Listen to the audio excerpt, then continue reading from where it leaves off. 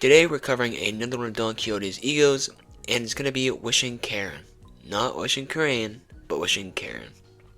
Wishing Cairn is a 10th level ego with 18 base and a +9 roll, blunt damage, and attack weight of 3.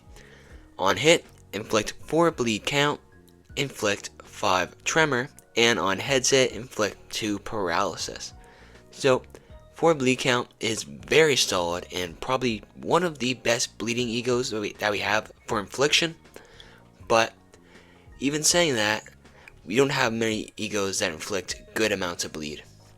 But if we did, then the passive would be a little better.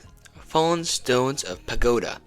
Gain 2 poise and 2 poise count when defeating an enemy with bleed. Maximum 3 times per turn. This is actually a fairly solid passive if you're going solo.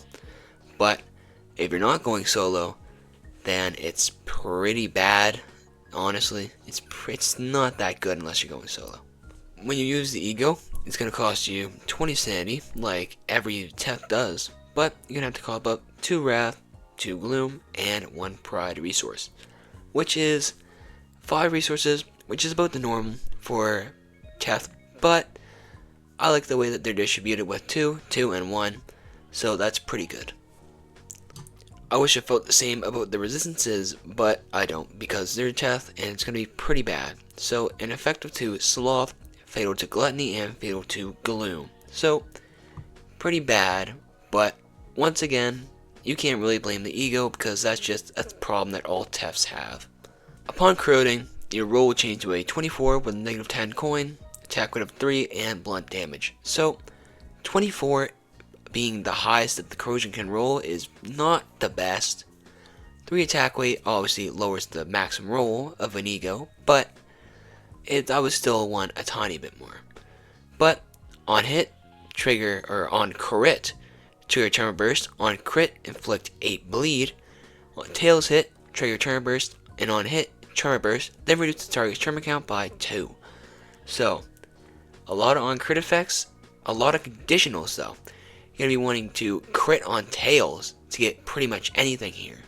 But if you do, you're going to be getting a lot of Tremor Burst and a little bit of bleed. It's not very much, but it's a bit. So, bleed will take what it can get. Now, the drip of this ego is phenomenal.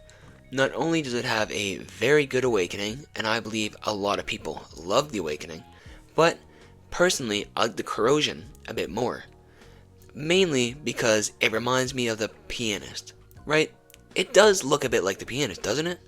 And that's why I gotta give it a whopping 10 easily.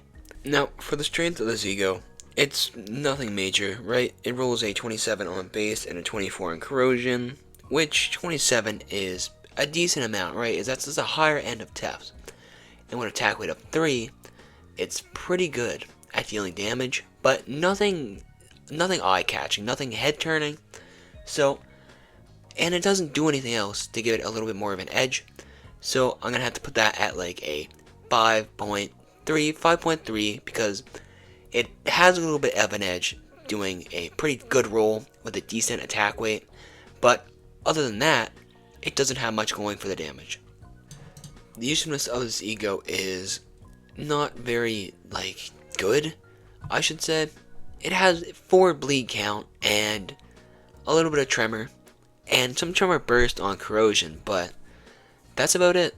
Really, it's not much more than the 4 bleed count. But saying that, that is probably one of the best inflictors of bleed that we have going for an ego. So as much as I hate to say it, going for bleed, it's pretty decent. Like, not much else you can run for egos bleed wise. So just saying that, it's going to get probably like a 6.2, 6.5, probably 6.5 is higher than it has any right to be. But just because of the drought of bleed egos, is just, it has to step up on the other egos. So it's just unfair advantage. Well, that was Don's Wishing Cairn, and I hope I pronounced it right this time. But now that we reviewed this ego, I personally think it is a pretty middle-of-the-road Teth. Teth is actually probably one of my favorite levels of abnormality, because just how much it varies. You could have Sinclair's Lifetime Stew, and then you could have Merceau's Screw Loose Wallop. One is terrible, and the other is a gem. I'll tell you that, and I can't wait to review Screw Loose Wallop, but we'll get there when we get there, and I hope you have a good one until then.